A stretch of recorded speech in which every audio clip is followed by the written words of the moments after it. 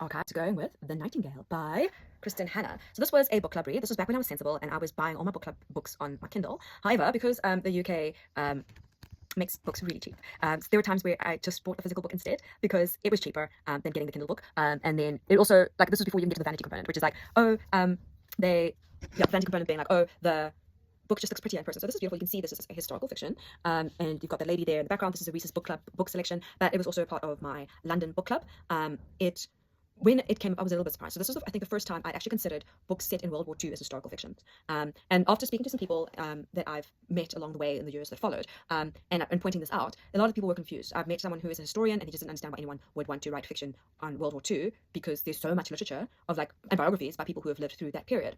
And I, after having read this book and having had the discussions with my book club and read other things around this book, I can see the rationale around it. So it says France 1940 at the top there, so you can see where it's kind of centered around. So the reason why a lot of people do write historical fictions in the World War II element is because they want to tell stories that of other works that people have done that were just not on their own enough to write a book.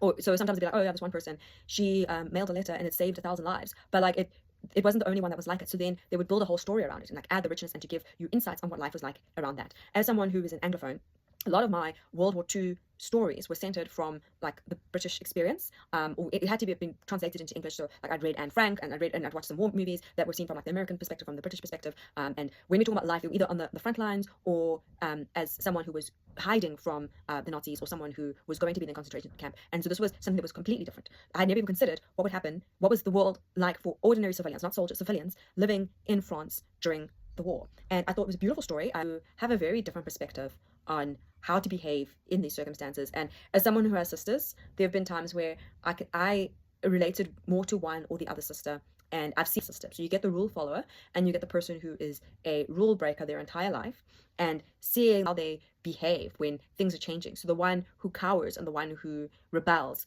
and how certain reckless behavior can lead to different things. The general feel from the book club was that it was an enjoyable read. It was entertaining. It was great seeing it from the perspective of women. And it was, I think, a great choice for a book club, a ladies' book club. And yeah, so it was, I keep saying and I really need to get that out of my system. It is the book that I would recommend. I'm sure a lot of other work is probably, if this is anything to go by, the quality was incredible. I would definitely consider her other books as well.